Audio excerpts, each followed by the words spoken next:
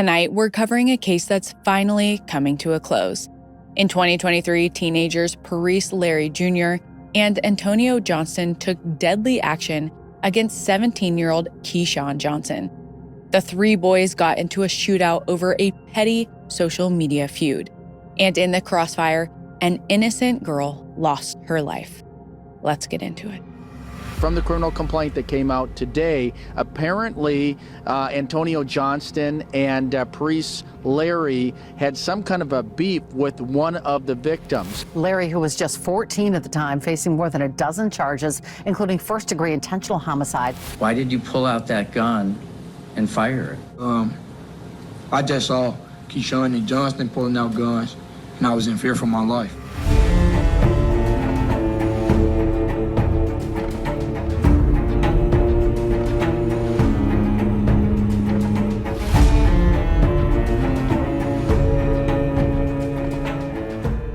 Hi, I'm Katie Rang, and this is Crime House Daily, your weekday true crime companion. We follow the cases making headlines now where justice is still unfolding. This is a Night Watch episode bringing you today's biggest crime stories. Don't forget to subscribe to my YouTube channel at Crime House Daily so you never miss an episode. This episode discusses active criminal cases and breaking news. The information we share is based on what's publicly available at the time of recording and may change as new evidence comes to light. We aim to inform, not to decide guilt or innocence. So everyone mentioned is presumed innocent until proven guilty in a court of law.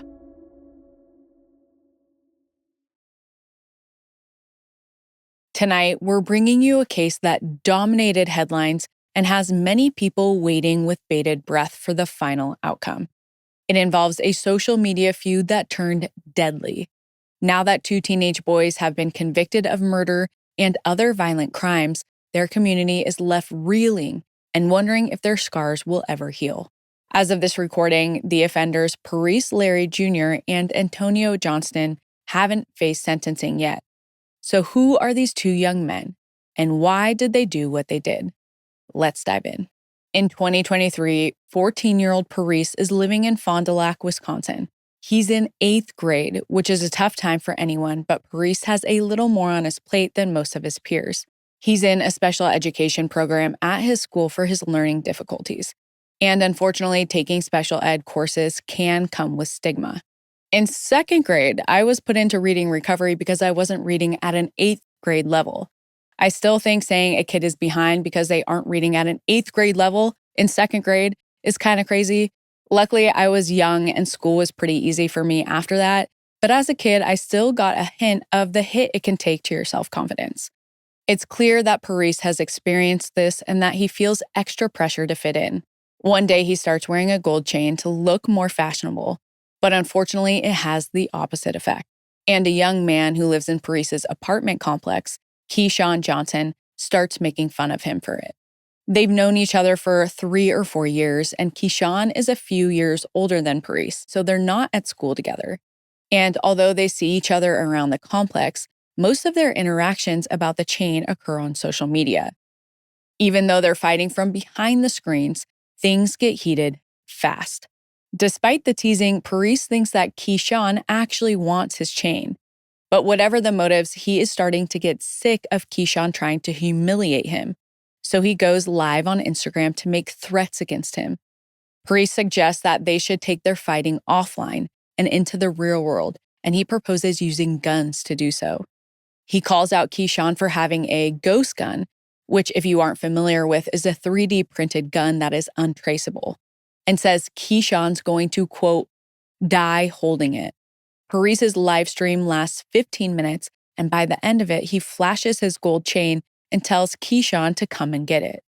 Keyshawn is still a teenager, but already has 6 criminal convictions on his record, and he takes the threat seriously. And he's not the kind of guy who is afraid of getting another charge. Parise isn't backing down, though. In fact, he only escalates further because shortly after posting the live stream, he posts another video of himself. And in this video, he is holding a gun. For the next few days, they both are prepared and anxiously awaiting the moment they run into each other. And that moment comes on Sunday, May 7th, at the cost of an innocent life. That day, 20-year-old Tatyanna Zech is having a cookout at the apartment complex with her family. She's originally from Fond du Lac, but had been living in Chicago for a while. Just 2 weeks earlier, she had moved back home to get away from her fast-paced life in the city. As a talented hairstylist and artist, Tatyanna has so much to offer. But on the evening of May 7th, 2023, it's all snatched away from her. That night, the cookout wraps up around 7 p.m., and after a fun day enjoying the beautiful spring weather with food, friends, and family, Tatyanna helps everyone clean up. She grabs some trash and brings it out to the dumpster near the parking lot. But unfortunately, she doesn't notice Parise and his friend, 17-year-old Antonio Johnston, a little ways away. Parise and Antonio aren't paying attention to her either because they have spotted Keyshawn across the courtyard. Parise yells at Keyshawn to come and grab his chain if he wants it. As Keyshawn approaches, Antonio notices a gun in his waistband, and Antonio wastes no time drawing his and immediately starts shooting. All hell breaks loose as Antonio continues to fire.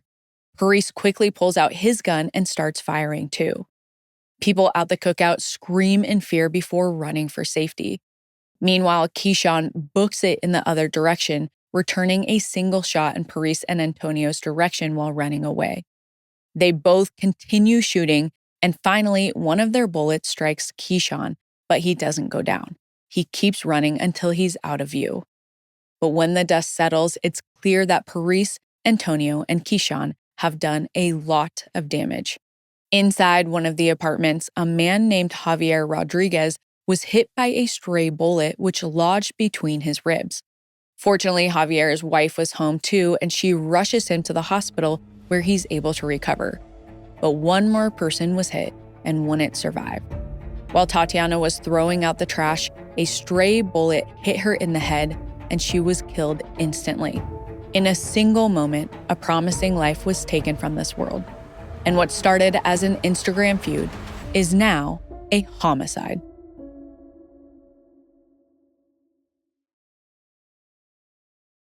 In May 2023, a shootout erupted in an apartment complex in Fond du Lac, Wisconsin, injuring 2 men and killing a 20-year-old woman. The immediate aftermath has residents in chaos and grief. An innocent bystander, 20-year-old Tatyanna Zech, is now dead after being caught in the crossfire. Her friends and neighbors don't know what exactly happened, but they do know that Parise Larry Jr.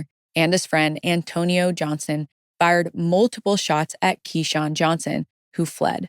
Based on the evidence left behind, police determined that there were a total of 14 shots fired. But since so many people were in the vicinity and many people ran for safety, they believe the bullet casings may have been disturbed, meaning they might not be able to piece together who fired which shots. Keyshawn has already fled the scene. Parise and Antonio are now trying to cover their tracks. They flee to nearby Tyson Middle School to dispose of their guns, one of which may now be the murder weapon. After that, Parise and Antonio flee the state and make their way to Chicago. They have no idea what kind of chaos they've caused. All they know is that it's bad. As investigators begin their search for them, others track down Keyshawn. It turns out he hasn't gotten very far.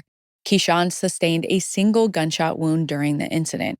Now, detectives Lee McCulloch and Christina Milan are at St. Agnes Hospital to get his side of the story. Keyshawn's in the ICU because his gunshot wound requires serious attention. But once doctors give them the go-ahead, the detectives sit down next to Keyshawn's hospital bed and ask him to explain everything that went down.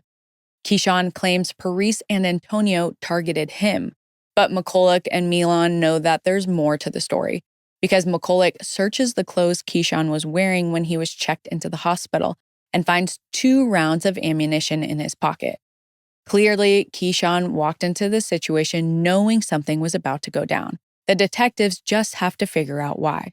In the meantime, detectives head to another room in the hospital to talk to Javier Rodriguez, the man who was hit by one of their stray bullets in his apartment. Doctors tell the detectives that the bullet was lodged in Javier's chest and he required emergency surgery, but they weren't able to remove the bullet. As of this recording, Javier still can't walk, and is experiencing severe pain and extensive nerve damage. However, in the hospital, he's lucid enough that he can tell officers some basic details about what happened. Earlier that day, he was lying down in bed when all of a sudden he heard multiple gunshots. As he stood to try and get somewhere safer, a bullet hit him right in his backside. At first, he couldn't move at all, but he mustered the strength to grab a towel and wrap it around himself in order to stop the bleeding. Soon, his wife realized what happened and drove him to the hospital. As they pulled out of the apartment parking lot, they saw a dead body on the ground, which officers now know was Tatyanna. Later, when Javier was out of surgery, he learned that there were 7 or 8 bullets found inside his apartment. Javier's son was also home at the time, but thankfully he was not physically injured. But he was terrified and will sadly be traumatized by this event. Javier's statements helped the detectives form a clearer timeline of the incident.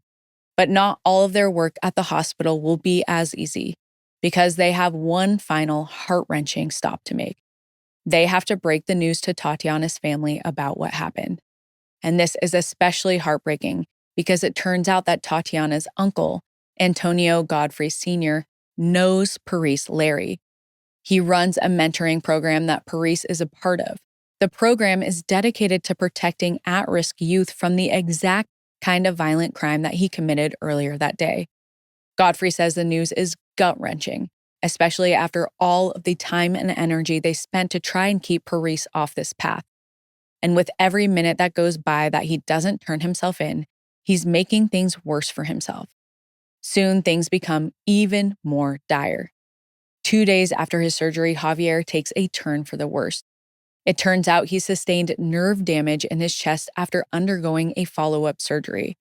The ripple effects of this crime keep growing. Still, no one knows where Parise and Antonio are, but investigators are compiling evidence against them.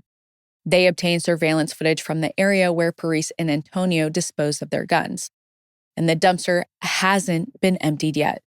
Officers rush there and find both weapons inside. Forensic analysis shows that one gun has Antonio's DNA on it, and that gun fired 10 rounds. The other gun has Parise's DNA on it. Reports don't say how many rounds were fired from that gun, but only one of the bullet casings retrieved at the scene is a match to Keyshawn's gun. Based on the total number of shots fired, that means Parise probably fired 3 times. From there, investigators also acquire security footage from the apartment complex, which shows the entire incident. This footage proves that Antonio fired first, and Parise began firing immediately after. Unfortunately, not all of the evidence is as clear-cut. When analysts recover the bullet that killed Tatyanna, it's too damaged to be able to prove which gun it came from. It's beginning to feel like justice is getting further out of reach. Until 2 days after the shooting, when Parise turns himself in.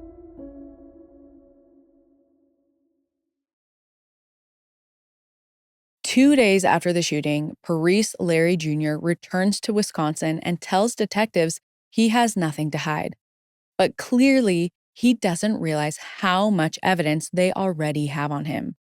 Now that they've got him in custody, Parise faces 8 felony charges, including first-degree intentional homicide, attempted first-degree intentional homicide, first-degree reckless injury, 4 counts of first-degree reckless endangerment to safety, and child in possession of a dangerous weapon. Each of these also has the stacked charges of being party to a crime with a dangerous weapon in a school zone. Since authorities know he's a flight risk, Parise's bond is set at $1 million. By now, investigators have also found all of the things Parise and Keyshawn were posting on Instagram leading up to the shooting. It's clear that both of them were baiting each other. But that doesn't change the fact that Parise and Antonio fired at Keyshawn first, and that Keyshawn started to run before he fired a single shot back. So Keyshawn doesn't face charges in the incident. For now, only Parise does. While prosecutors gear up for trial, authorities seek help from the U.S. Marshal Service to track down Antonio. 4 months later, he's finally located in Chicago. Antonio is arrested and receives all the same charges as Parise. The state ultimately decides to try them together, In January 2025, he pleads guilty to all charges. He admits to firing at Keyshawn first and to disposing of the guns. He also says he was devastated when he learned that Tatyanna had been killed in the crossfire. Antonio is now facing life in prison for his crimes. As of this recording, his sentencing date has not yet been scheduled. Meanwhile, 16-year-old Parise takes a different approach. He pleads not guilty, and his trial begins on October 7th, 2025. Antonio is one of the key witnesses for the defense.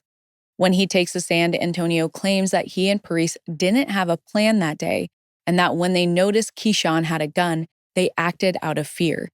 This opens the door to a possible self-defense case. However, the state is quick to shut that down. Prosecutors argue that Parise still had reasonable means to escape and was not acting in self-defense. Parise decides not to take the stand himself to try and tell his story, which is common and usually advised in criminal trials. With that, both sides rest their cases on October 15th, 2025. Closing arguments are slated to begin the next day. But then, something unexpected happens. Parise informs the court that he's changed his mind. He wants to speak on his own behalf. On the stand, he admits to his part in the social media feud. However, he claims that on the day of the shooting, when he fired his gun, he aimed into the air. He says he never intended to harm anyone and was only acting out of fear and instinct. From there, he says he only fled the scene because he didn't realize anyone had been hurt. But no one is buying Parise's statement because security footage and witness testimony all suggest the opposite. Not only is he seen on camera firing in Keyshawn's direction, but witnesses all say Tatyanna fell to the ground immediately after she was shot. For that reason, in their closing arguments, prosecutors tell the jury that Parise's actions represent a total lack of regard for human life.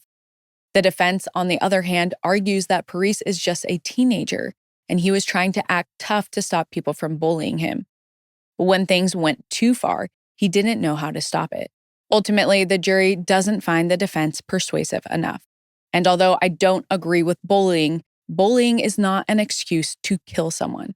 They deliberate for 2.5 hours before finding Parise guilty on all counts, except for injury by negligent handling of a dangerous weapon. As the first verdicts are read, Parise gradually slumps forward in his chair, as though becoming aware for the first time that grave actions have grave consequences. His sentencing is now set for December 19th, 2025.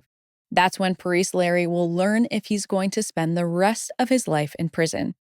Here at Crime House, we'll be keeping you updated on any new developments. But for now, let's end today's story with some final words from Tatyanna's uncle. Antonio Godfrey, who used to mentor Parise, spoke out about the need to stop violence among young people in his community. He said if nothing is done to break the cycle of violence, then they would all find themselves right back in the same situation, again and again. What did you think of tonight's case? Drop your thoughts and theories in the comments. See you next time. If you haven't already, subscribe to our YouTube channel at Crime House Daily and follow us on social media at Crime House 24/7 for real-time updates, because the pursuit of justice never stops.